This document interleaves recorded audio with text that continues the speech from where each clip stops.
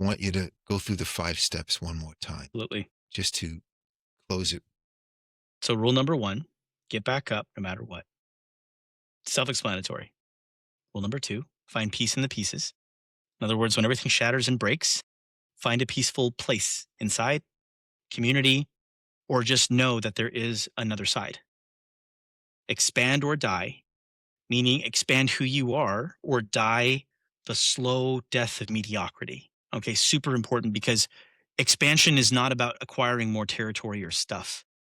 It's about expanding you, who you are. All that other stuff will or will not come based upon how you decide to expand internally. Study the living, listen to the dead. Success leaves clues. We've heard that before. That's also where we study the living, we listen to the dead, and we master causes to achieve effects. That's 4 and 5.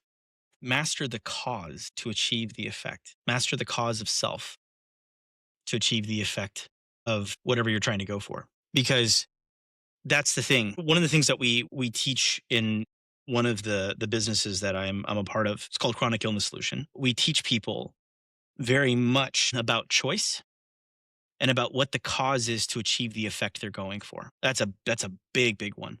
Have you ever faced a moment that changed everything? A loss, a new path, or an awakening that forced you to rewrite your life? Pivot Point is a podcast that explores those stories. I'm Nick Michael. We'll dive into how pain can spark growth and how crisis leads to clarity. Subscribe to Pivot Point today. Welcome to Pivot Point Strategy for Change.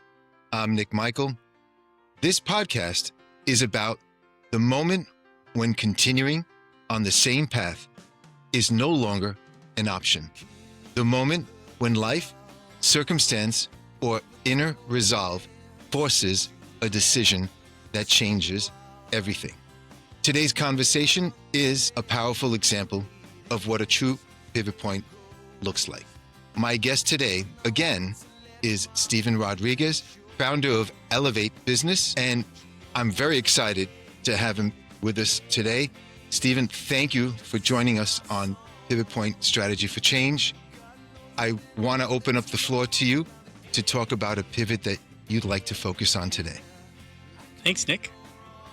Really happy to be here again. It's always a pleasure. Yeah, pivot points have been something that have presented themselves to me on many occasions. And it's interesting because there was actually a book that I bought years ago at a millionaire mind conference. This is in 2017 called Pivot. And what's ironic about it is that I actually never read the book. It's still sitting on my bookshelf. But I remember when they were on stage and they were talking about pivoting and you have that moment of decision, that moment where it all comes down and you have to pivot and make a choice to do something else. And I thought, man, that's really inspiring. So I bought the book. Like I said, I just never read it. But what's also funny about that is that when I was there at that conference, the reason why I was there was because I was looking for something other than the career that I was in. And it's funny because every choice that was made after the choice to pivot all led to where I am today, which I'll get into later. But the Millionaire Mind Conference especially was interesting. I don't even know if they still have them anymore. I think it was Millionaire Mind, but Secrets of the Millionaire Mind, I think was the book. I forgot who the author was, but basically what happened was I read this book and they were like, come to a free Millionaire Mind Conference. And I showed up, and in that conference in particular, it was a lot of hoopla, a lot of rah, rah, rah. I mean, it's a conference, right? And like a lot of like, come on, it's in you, but there wasn't a lot of practical advice and there wasn't a lot of practical information. I mean, you paid for that, right? But even when you paid for it, it's always like the carrot dangling in front of you, like just a little further, just a little further, just a little further, just a little further. And ultimately, the biggest takeaway that I've learned since then, because I mean, golly, that was like 9 years ago. Wow, that was 9 years ago because it happened January of 2017. The big takeaway that I have now is that if somebody's dangling a carrot in front of you, what they're really doing is they're just trying to ensure that you'll keep paying for your addiction to Mm. information. And that's the other thing is that there's not a lot of substance to it. And I'm not saying that the Millionaire Mind Conference was bad and that it didn't have substance. What I'm saying is that many people believe that if they just go into the next course, the next big thing, the next career, the next whatever, that that is suddenly going to be the thing that's going to allow them to rest on their laurels and cruise and be fine, and life is great after that. But the fact of the matter is that life is really not based on the external stimuli and the thing that the next career, the next thing, that that's what makes you happy. It really is understanding that you can find the contentment and the happiness where you are now. And ultimately, that is the real pivot. It's not that the career is the thing that is suddenly going to bring you fulfillment. It's the choice to be fulfilled now, in spite of the circumstance in the career and the situation that you find yourself in. I'm always struck by how you put things, and the way you break it down is really straightforward, and you get right to the actual core. And you're talking about finding your core, not getting too caught up with the advertising, the marketing, and the full stream, and then that pursuit. And it must be hard for many out there to differentiate between that. What makes that something that you can figure out, or that you've learned to figure out? Yeah. So, I mean, it really comes from getting past the fear of failure. Mm. And what I mean by getting past it, it's not suppressing the fear, it's acknowledging it and moving in spite of it. Now, I'm at a point in my life now where I'm not afraid to fail. Like there is no fear of failure anymore, which is kind of cool. I've been in business now 20 years, something like that. And I'm not going to sit here and say that there aren't stressors. There are stressors, but a stressor is different from being afraid to fail. And that's the thing, is that we live our lives as though the next thing around the corner is going to kill us. So then we never live our lives. Like it's an existence, it's not living. So when I started out my career, my illustrious first foray into business, I was a piano tuner. And so I actually started piano tuning as my profession. And the way that worked was, up at that point I had been a pianist, I don't know, 15 years or something up to that point. And I remember when I think this was in high school, I was at my house and a piano tuner came in, and I was like, "Hey, where did you learn? And I'd be really interested in learning how to do this." And he goes, "Well, why do you want to learn?" I said, "Well, it'd be kind of neat to be able to fix something and fix your piano." And he goes, "Well, I don't play piano and I fix them, and you can play them and not fix them." I was like, "What's the big deal around him not wanting me to know how to tune?" Right. Well, it turns out there is a set of piano tuners in the piano tuning community that are very much like, "You're going to steal my job." Yeah, I Not figured that real, was going to be the case. Yeah. yeah, not realizing that piano tuning is actually kind of hard. And I know because, like, I went through 7 apprentices before the seventh one stuck. It's not something that you can just steal the job with. And so I started out there, and it was a lot of fun. It really was. It was great. It was fun. I had a great time with it. The first pivot though came when I was working on a piano at a middle school, and the piano actually fell on me and dislocated my left hip. And I think I might have mentioned that last time. Yeah, that was quite a story. Yeah, and the thing is that that really did make me realize, like, this is fun, it's great, but I really need to think about where I'm going to be in the future. I really need to think about, like, what's going to happen next. I really need to think about, can I maintain this? Is this something that I can do for the rest of my life, kind of a thing? And even then, as much as I still play piano, I occasionally fix them now. And when I say occasionally, I mean very occasionally. It's rare. It has a special place, but ultimately I had to move past that.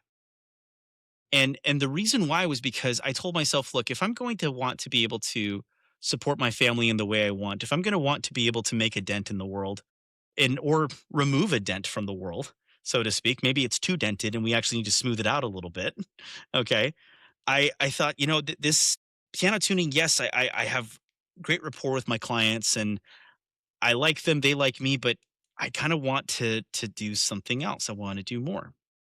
So instead of sitting around and saying I want, I chose. So it wasn't I want, therefore I will wait. It was I want, now I will choose.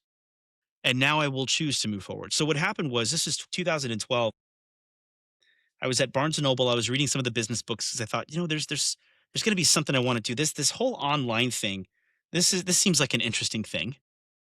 I wonder, yeah, I wonder if I should kind of get into this. So I was squatting down and I found this book called The Ultimate Guide to Google AdWords by an author named Perry Marshall. And I was like, what's this? So I started reading it and I'm like, oh, wow, you mean you can advertise on Google and then people will pay you money? And I remember that first time that I launched my first Google Ads campaign and I got my first email address that put in their name in that box. I was like, this is so cool. Oh my gosh, it was this rush. It was this high. And not a lot happened from it, but I didn't stop. I was like, you know what? I'm going to learn the intricacies of this. It's not as simple as just putting up this advertisement and then suddenly people are going to pay you money. So in a way, what was funny was I learned things in a very inverted way. I went backwards. Most people have a product that they're trying to sell. I learned how to sell before I had a product. Okay. But even then, it wasn't the typical sales cycle. It was the cycle of like, well, how do you actually set up landing pages? How do you set up technology? How do you do this? How do you do that? I would spend 16, 17 hours a day. I still do sometimes behind a computer learning how to just build stuff. And did it get frustrating when stuff did not work? Yes. Was it frustrating when after 12 hours of a stint with no food, okay, and the occasional bathroom break and a sip of water here and there, that you'd hit a window by accident and it would erase 12 hours worth of work? Yeah, that would happen a lot. And then guess what I did? Got right back up and rebuilt everything that I did. But instead of it taking 12 hours, it would take 10 hours. So you're essentially basically someone where the growth mindset comes very natural for you, and you're not afraid to make a mistake and just get back on the horse and keep riding and then challenging yourself and reframing it. I think that's what tends to happen to young people today. There's a tendency to become devastated and catastrophize and over-exaggerate and worry and obsess and then reach out for support at a time when they're overreacting to something and they don't have that skill to really reduce it, partialize it. Yeah. Yeah. I think the big one there is like, I wouldn't say that it comes natural. I would say that I embraced the inevitability of discomfort. Like ultimately, that's the two things that people seek out is safety and comfort. Okay. We either do things to feel safe or we do things to be comfortable or we do things to have both. Now, here's what's interesting about that. You can have something that is comfortable but not safe. It happens all the time. Like look at relationships that are abusive, for example, narcissistic relationships where people are like actually like hurting each other physically, that kind of thing. It's comfortable. It's not safe, but it is comfortable. It's comfortable because it's predictable. It's familiar to people. Very much Yeah. so. Yes. Yeah, exactly. Well put, yeah. And so when they look at that predictability, they say, well, I mean, that predictability gives me a sense of safety, but it is not in fact safe. But there is a sense of safety. And that's the thing is that you kind of have to learn how to hug the cactus, as I like to say. You have to hug the cactus of discomfort because it's going to be very uncomfortable. I love the cactus analogy. Yeah. That's so good. Exactly. It's going to be extremely uncomfortable. So the thing is this, is that you are inevitably going to be uncomfortable. You are inevitably going to be stressed. But would you rather forgive the parlance here, but would you rather pick your poison or would you rather have your poison spoon fed to you forcefully? People would pick the poison. Well, here's the thing. It's like most people would say, well, I'll pick my own poison. Right. But what they actually do is they show up to the thing that they hate consistently and constantly, and then let someone else force feed poison down their throat. But at least if you get to pick your poison, you find that what if what you're picking is not poison? What if it's a weird ambrosia that just tastes bad? Okay. Well, what do you mean it tastes bad? Well, it's extremely uncomfortable to do something that you are not familiar with. And you have a choice where you can sit and you can focus on the discomfort or you can sit and focus on the learning, but you can't do both at the same time. So tell us a little bit about what it would be like for someone to take that journey. And how is it that you focus on that and not on the discomfort? How do you reframe that in your mindset? So the way I reframe it is like this. So I'll go back to the examples of like the learning tech in the middle of trying to tune pianos. That was the equivalent of trying to build a 747 on the back of a Cessna.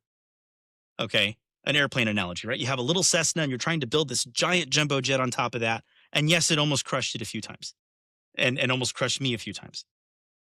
The reframe is that you have to sit back and ask yourself, when I have a conversation with death and I am on my deathbed or I am on like the last bit of my life here, am I going to look back and go, man, I really wish I would have tried? Mm. Or am I going to look back and go, you know what? I actually gave it a shot, failed horribly, got crushed and put in the blender a few times, but it wasn't for lack of trying. So you leave it all out on the field, is what you're saying. And the trying is really your effort. I know some people, when we hear the word trying, the analogy is like, well, the term is trying is lying, but you're talking about giving it a good, Give it honest a go. effort and not holding back and be true to yourself. I like the way you're looking forward to the future and looking back to decide, have I lived the life I would have wanted to live? Would I have some regrets? That's a good technique for people to learn or to use. Yeah. You're listening to Pivot Point Strategy for Change. If today's conversation resonated with you, take a moment to subscribe to the podcast and leave a review. It truly helps others find the show and supports the work we're doing here. You can find Pivot Point Strategy for Change on Spotify, Apple Podcasts, or wherever you get your podcasts.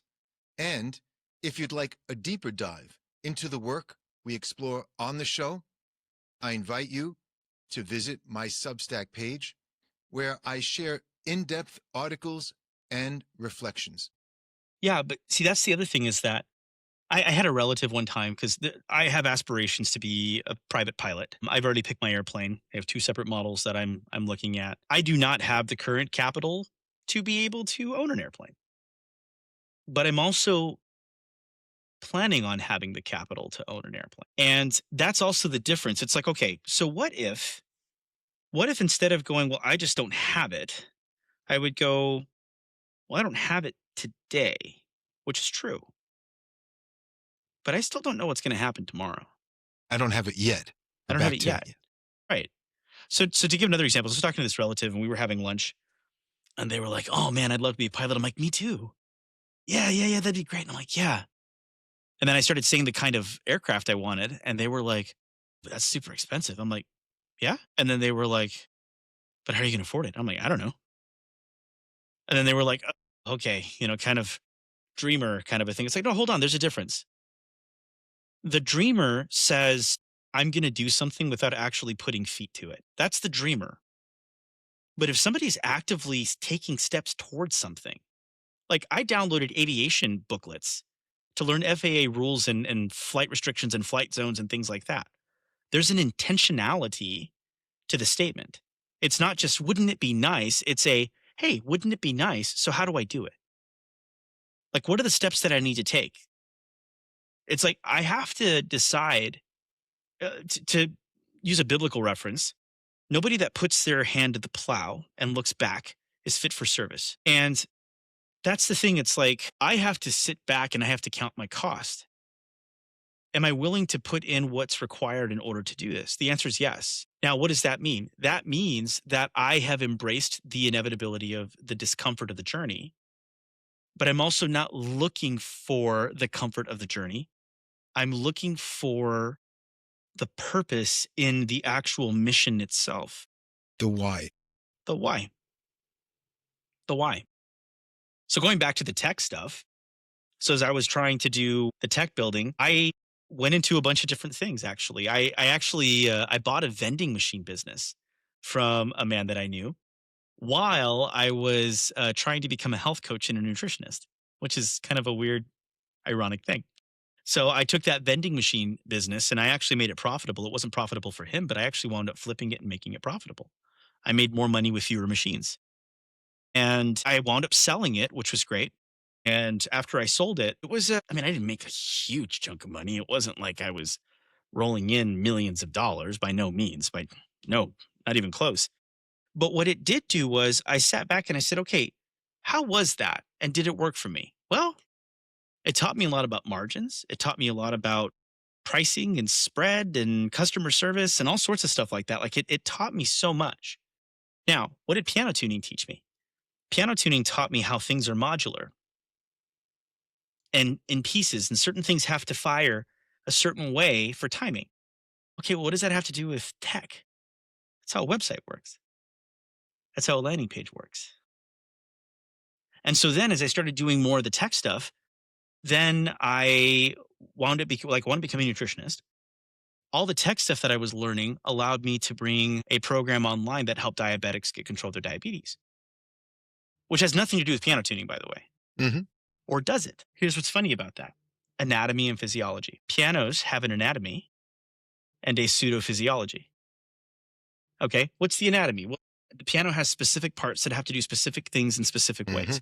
The body has specific parts that have to do specific things in specific ways. One is tweaked with screws, and the other one is tweaked chemically. But they are both measurable. You can measure both things. I know that if I crank the screw by 2 or 3 micro turns, it's going to have this result. I know that if we do certain things with the body a certain way chemically, that it's going to have that result. And it's measurable. So what was the common denominator? The common denominator was parts and measurement. What does that have to do with tech? Well, the timing of a landing page, the timing of a hosting server, the timing of an API call, for example, all of that is just parts and physiology. It's computer parts, it's computer physiology. But that allows me to, like, for example, like I've got little computer stuff on my desk here. It's wire that I have just from stuff that I've been working on. Okay. And that's what it was. And it's funny because the things that I learned in these endeavors informed the current trajectory that I'm on. And see, that's the thing. People are like, specialize. Yes, and generalize. You need general knowledge to specialize. Yeah, no, that's the piece there. The way you're framing it is very impressive. I like the way you're drawing between the two different aspects of the work and how that can connect. I'm sure that would be very inspiring for others to hear. So, Yeah. that's it's fascinating. There's a great book. It's called How to Fly a Horse. Okay. I would recommend a read on that one. How to Fly a Horse. One of my mentors, actually, I was in a mentorship program. He was having all the students read that. It's a great book. The Art of Tennis, I think, is another one. Yeah. That's a really good one too. And what these books are, it's like, well, How to Fly a Horse is not about flying horses. And The Art of Tennis isn't about tennis. But that's actually the thing that people don't realize, is that you have to have a broad scope of general knowledge if you're going to specialize in a specific way. And the reason why is because, like, well, let's take the medical field, for example. In the medical field, you have specialists, your cardiologists, your nephrologists, your endocrinologists, et cetera, right? And the big issue that you run into in medicine is everybody does understand anatomy and physiology, but they're so focused on their specialty. It's the equivalent of a mechanic taking an engine, and one mechanic specializes in engine blocks, the other guy specializes in pistons, the other guy specializes in alternators, and the alternator guy looks at it and says the alternator's fine, but he misses the fact that the bolts that are in the engine block are stripped. So somebody's like, the alternator keeps falling off. He's like, the alternator's fine. But he's not an engine block specialist. Therefore, he's not catching that the threads in the engine block where the alternator is actually going to bolt onto, those are stripped. But nobody ever bothered calling the engine block guy, because they look at him and they're like, well, no, we're talking about an alternator. That's what keeps popping off. And eventually it's like, a generalist comes in and says, you do realize that alternator actually has to get bolted onto the engine block, right? What? Now we call the engine block guy and he goes, oh, your threads are stripped. Let me fix that. Now the alternator works. But everyone was so hyper-focused on their specialty that they didn't understand the holistic way that the generalized knowledge allowed the parts to fit together. So well said, because we see that in the medical field. And I had someone recently that I spoke with, and she basically gave us a little rundown about that, which is very common. So so again, you're back again to join this amazing analogy with an engine, and that's quite a way to put it. Yeah.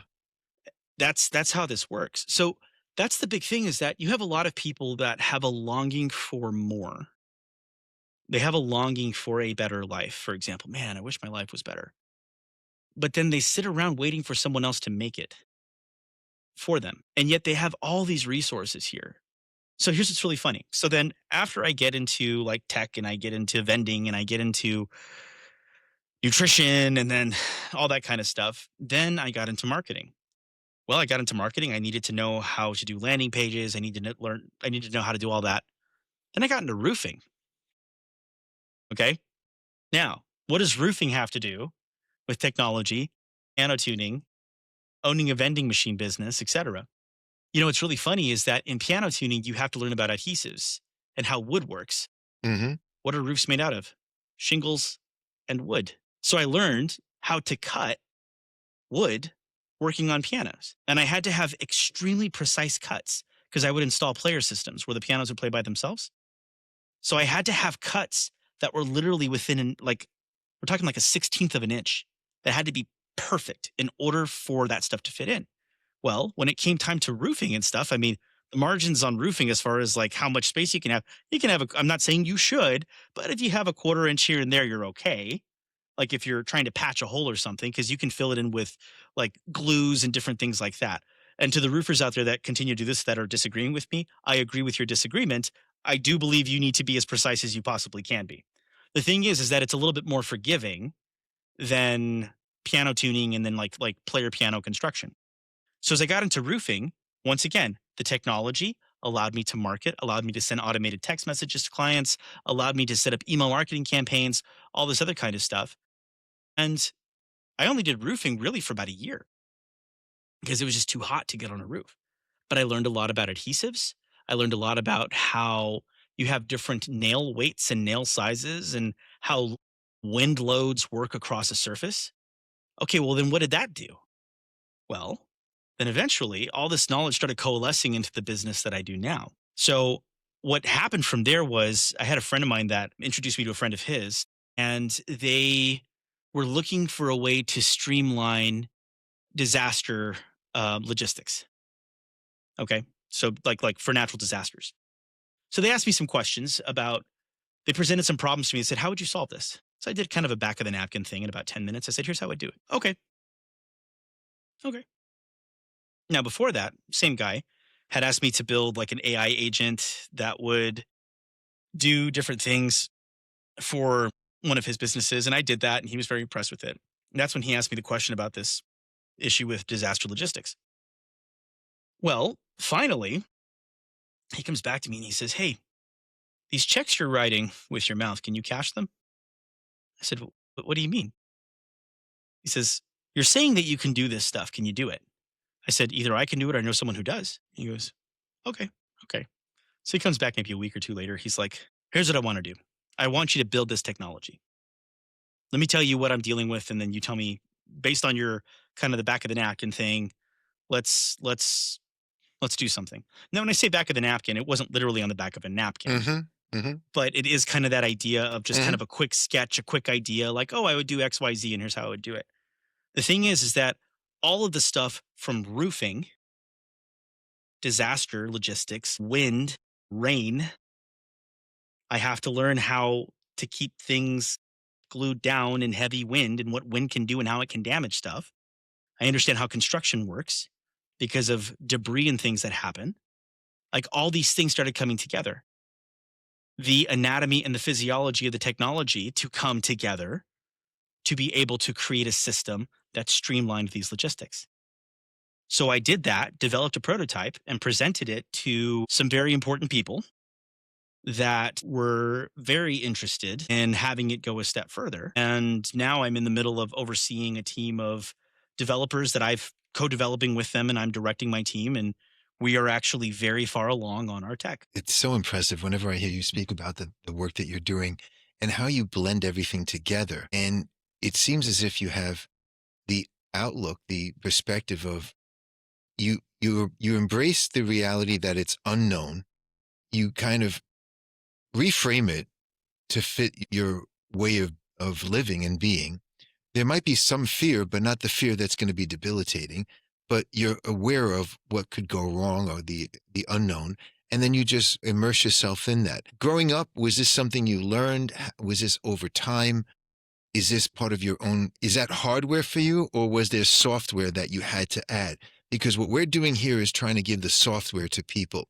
that are hardwired, if you will, to think and be a certain way. If if their parents' path was a certain way, they're going to just think that that's the only way to go. And they're unwilling, or they're not being encouraged or motivated to take a chance and to experiment, or to take the leap of faith to start their own business or learn something new. What was it like for you as far as? It, I honestly, I don't think it was hardware. I think it was software. Mm, What it was I took a look at what was really happening in the world and said, somebody did that. How? I think I talked about my 5 rules last time, yeah, but you that can goes mention back. them again. Yeah. So the main important one that's pertinent to this is study the living, listen to the dead, and master causes to achieve effects. Those two are actually very pertinent to this because, for example, people are like, I want more money. That's great. That's an effect. But if I go out and I buy a lottery ticket and I spend $2 to $3 on a ticket, I could win $300 million. Yeah, your odds are 1 in 297 million. I mean, you could be the one. I mean, realistically, it's a non-zero chance. It's just close to zero. Okay, but it's non-zero. But even then, here's what's funny about that. Why is it that a lot of people that win the lottery wind up being broke not too long afterward? Because they actually never upgraded the software to handle Mm, that, and they never went through the struggle to acquire that type of wealth. Therefore, their brain will have a reset to zero, to where it was most comfortable, and that makes them uncomfortable. And that's how that is. So the thing is that kind of sitting back, people can sit back and say, I wish that a windfall would happen. But one of the most important things in the universe is choice, choosing. And that's not hardware, that's software. It's the software of choice. It's where you just say, I'm just going to kind of do it. And then you ask, like, where did what is the effect that I'm going for? I want money. Okay. There's several ways to do that. But then people in their own personal hubris will say things like, and their own pride and ego and arrogance. Well, the only way I know how to do this is through XYZ means. Half of them are illegal. So I guess I just can't. hmm, And it's like, really? Yeah, I can't. It's like, well, that's a little bit arrogant.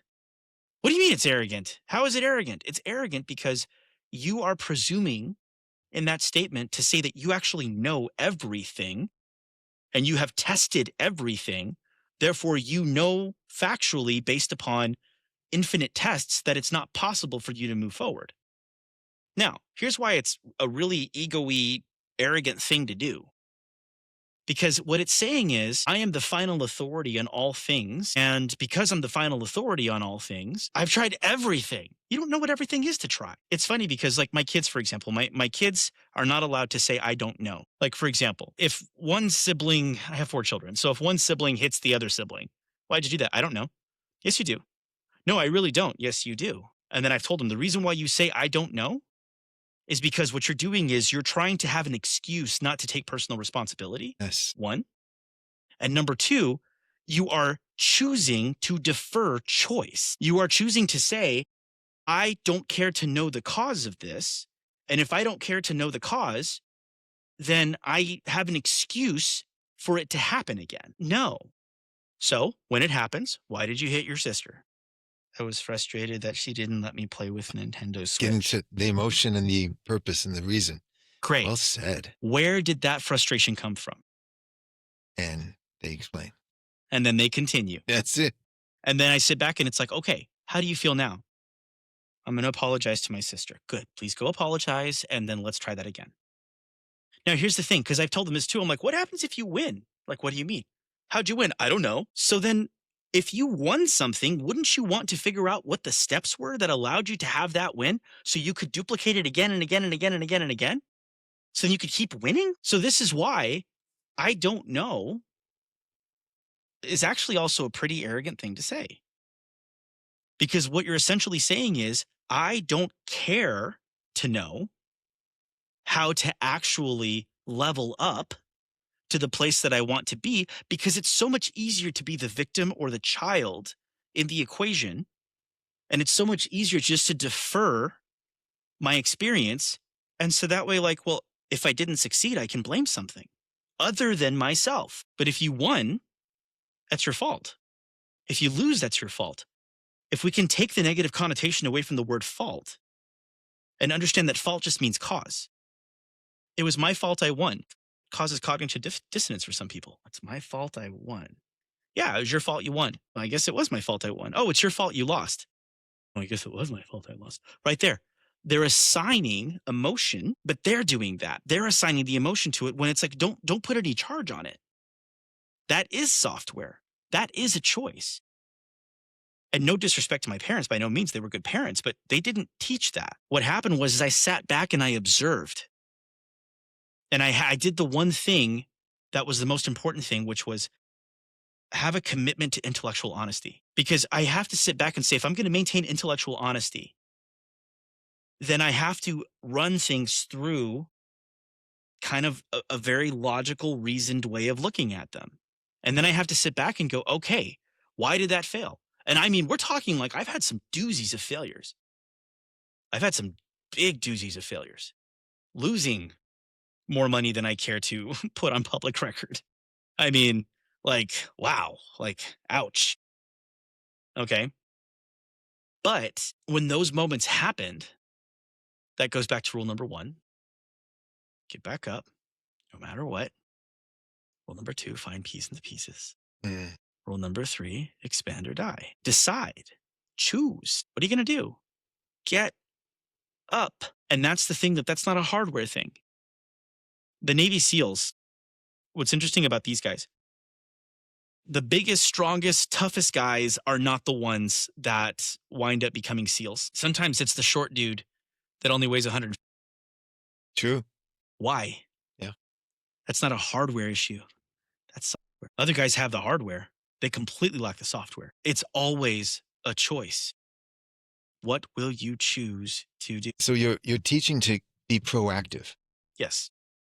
and to take full responsibility, Yes. both of success and failure. Yes.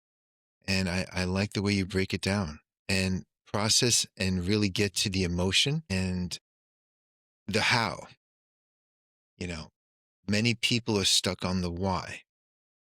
I had somebody say to me today, I'm feeling down, I'm depressed, I don't know why. Is it more important for you to know why? Sometimes I ask, or is it more important to figure out how to deal with it and get out of it or move on? What's more important for you? No, I want to move on. I want to get out of it. Okay. So those how and why questions are really a battle. And there, some therapeutic approaches focus on the why and others do not. They focus on the what and the how. What do I need to do? How do I do it? And the why, though, that you talk about is your purpose. I always remember many years ago, Jim Rohn and all the other ones, 98% why, 2% how. Mm. Um, No, I understood. Yeah, I got you. Yeah, your why is very important. Why you're doing something, how you get to do it. So that's the only time I see it in reverse, is my point. But if I knew why I wanted to do something, and if I wanted to do this kind of work, that's going to drive me and motivate me during the tough times, the times of adversity, to get that resilience. And I think many kids are missing, why do you want to do this? And they get caught up with that. I want you to continue with number 4 and 5, not to forget it. And then, and then list them all down, because I want to list them up again. Yeah, absolutely. So that's also where we study the living, we listen to the dead, and we master causes to achieve effects. That's 4 and 5. So in order again, right? Get back up no matter what. Find peace in the pieces. Expand or die. Master causes to achieve effects. Study the living, listen to the dead. I'm sorry, it's 4 and it doesn't matter. They're all there. I reversed 4 and 5. Master the cause to achieve the effect. Master the cause of self to achieve the effect of whatever you're trying to go for. Because that's the thing. One of the things that we teach in one of the businesses that I'm a part of, it's called Chronic Illness Solution. We teach people very much about choice and about what the cause is to achieve the effect they're going for. You're listening to Pivot Point Strategy for Change. If today's conversation resonated with you, take a moment to subscribe to the podcast and leave a review. It truly helps others find the show and supports the work we're doing here. That's a big one.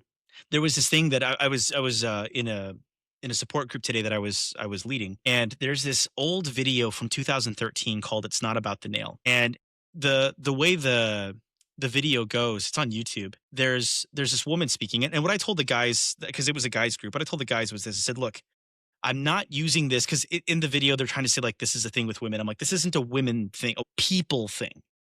Humans do this regardless of whatever. This is a human response. But in this, it was a man. It was like a husband and wife, and so she's like, I just have this pressure in my head, and it's just like this incredibly sharp pain, and I don't even know what to do. And the camera zooms out, and she has a nail sticking out of her forehead. And her I've seen husband that. or partner or whoever it is, he's like, it might have something to do with the nail. She's like, what do you mean? Like, there you go again. No, that's not. I just want you to listen to me. I just want you to sit and just listen. Can you just sit and listen? Like, that's all I want you to do. And he sits down. He's like, oh, okay, all right. But she's like, no, just listen. He's like, fine. And she's like, and all my sweaters have snags, and like it's just so tough. And he goes, that sounds that sounds really tough. She's like, thank you. And he's like, yeah. She's like, yeah, and just the pain. And he's like, she goes, stop, and then it ends, right? She's like, Yeah, I love the story. I didn't realize that was the video, that was the story you were talking about until you got to the point where the lady had the nail in her head, and I saw that, and it's so striking. It's such a good example of the differences. At least, I guess, maybe what its purpose was. Some people want to be heard, and when they're speaking to someone who is fixated on fixing it and who is programmed to fix, they're quick not to listen, and it really illustrates the point of listening. And I don't want you to solve this for me right now, even though it feels like a nail in the head, and I can help you right now. It's not just pulling out the nail. It's such a profound story. so she sits back and she says, I just want you to sit and I just want you to listen. Like, can you just listen? He's like, yeah, sure. So he sits down, and she's like, it just hurts so much. And it's just, I don't know. And he goes, that sounds really tough. And she goes, right. Thank you for listening. That's He's all like, she wanted. yeah. And then he goes, she goes, stop. Like, she gets Yes. angry, right? Like, stop. And then it She ends. knows he's about to refer to the nail, which is so good. But what's Wow. funny is when I was talking to the guys that I was working with today, I sat back and I said, what would you do in this situation? And one of them said, I think I would sit and listen and be there. I said, really? I said, because what's really interesting about that is that that's actually come from a place of shame. He's like, what do you mean? I said, think about it. If I walk away from this person, who else is going to point out the problem? And am I a bad person for not sticking with them? That has nothing to do with you being a good or bad person. We all make our choices. But some people are really just looking for someone to validate their own personal inferiority that they've created for themselves, because otherwise they have to take responsibility. Now, this is coming from someone that I've been through abuse. I've been through heartache. I've been through death. I've been through disease. I've had vehicles repossessed. I'm not coming from this as someone that has not had to make choices.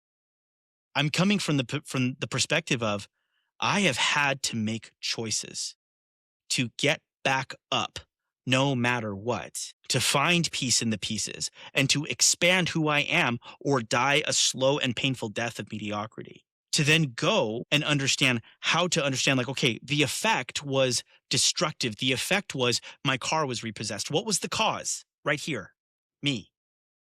Now, how did I contribute to that cause? Well, I operated in shame and self-pity.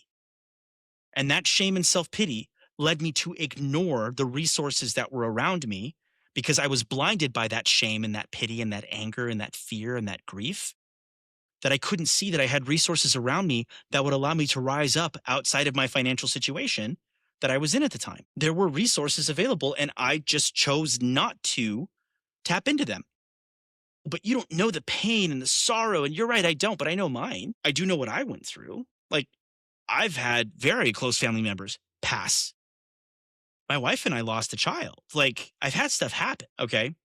So in coming from that place, I'm not coming at this as like, I'm angry and bitter and I'm just going to be angry. I'm going to use that anger to fuel my life. No, because that's also equally destructive. You can't use the pain and the emotion to fuel you long term. It'll give you short term boosts, but then everything you build on a foundation of fear and anger will crumble under the weight of joy. Because then when life starts to get joyful, you built all this stuff on a foundation of fear and anger that the joy will crush it.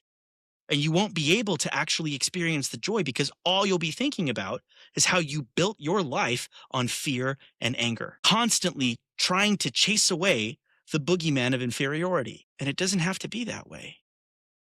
You can choose a different path because choice is one of the most important things that exists in the universe. It really is. I'm always impressed with how you present these concepts and how you implement them, because you do live it, and it's not just reading about it.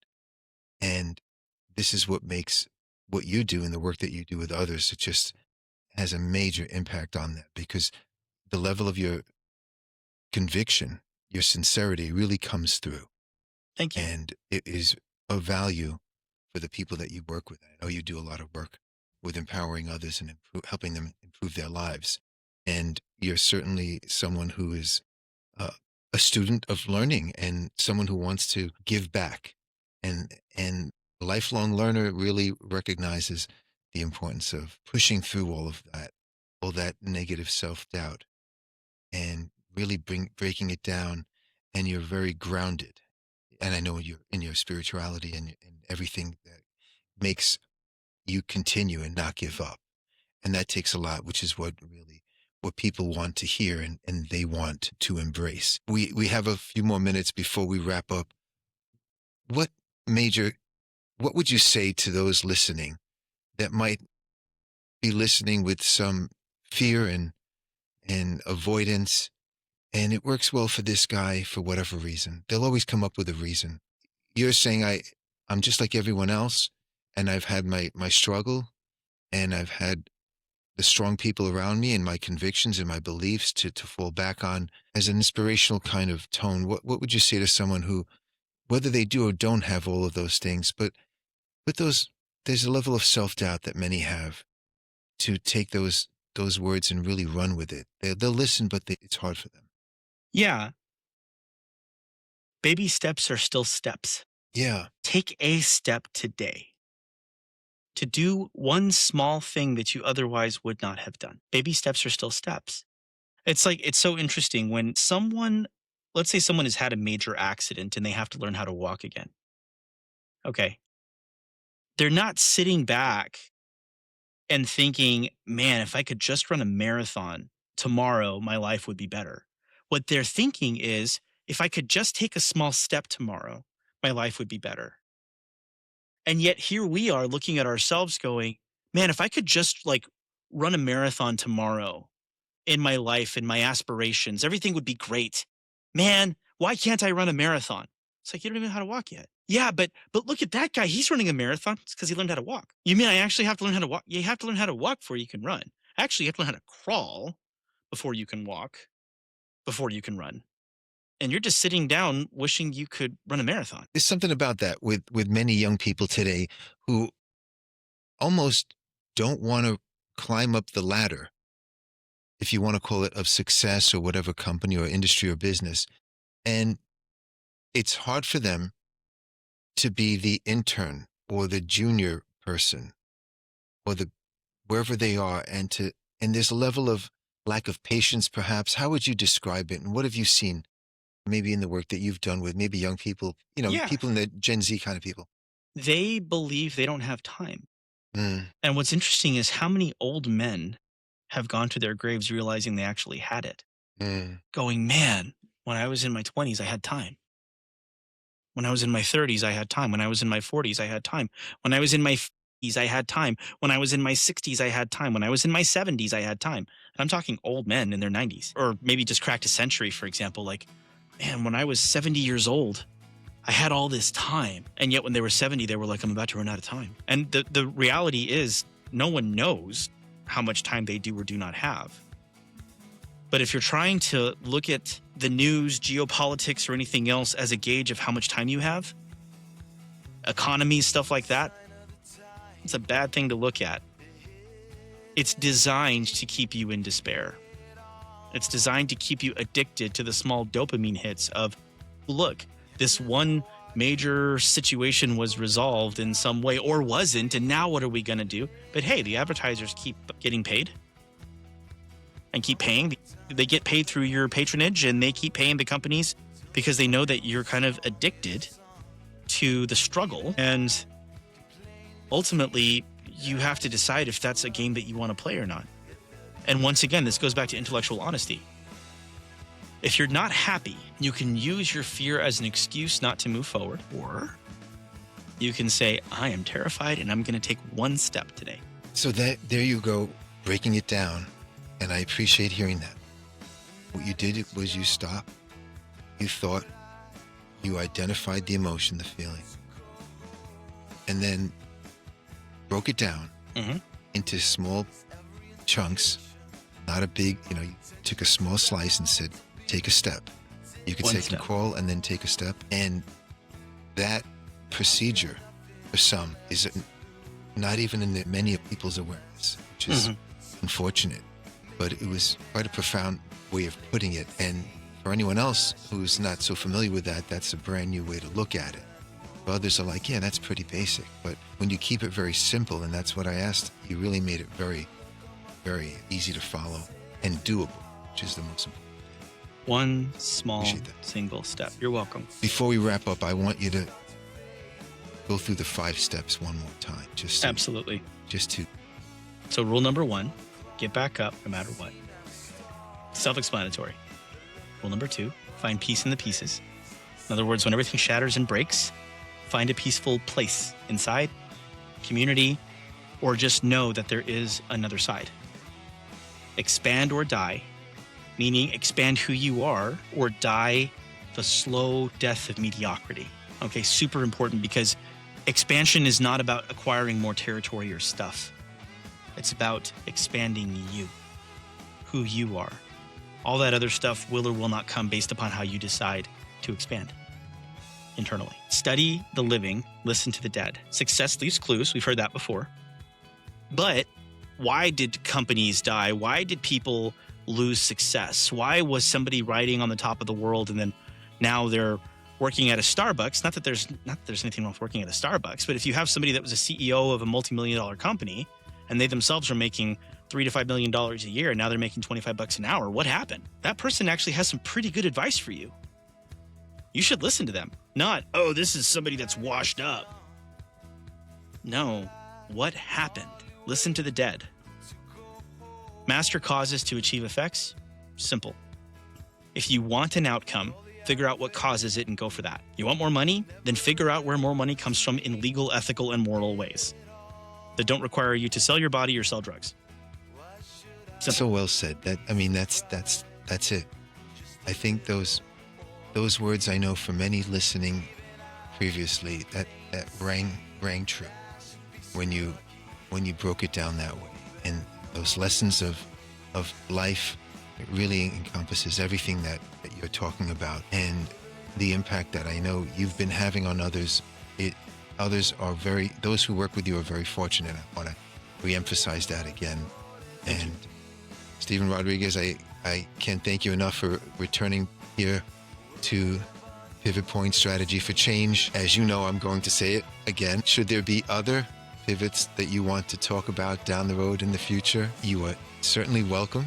Thank you. And I know we've talked about collaborating and doing other things, and I'm looking forward to doing that and certainly unfold that as things get closer. Once again, I appreciate your time and words of wisdom and the lived experience and the stories that you tell. And I know our listeners do too. So thank you very much. Appreciate it. Thanks. For everyone listening, I'm going to leave you, as I always do, with the one question that I like to leave everyone with. Think about it. What is your pivot point? What is your pivot point?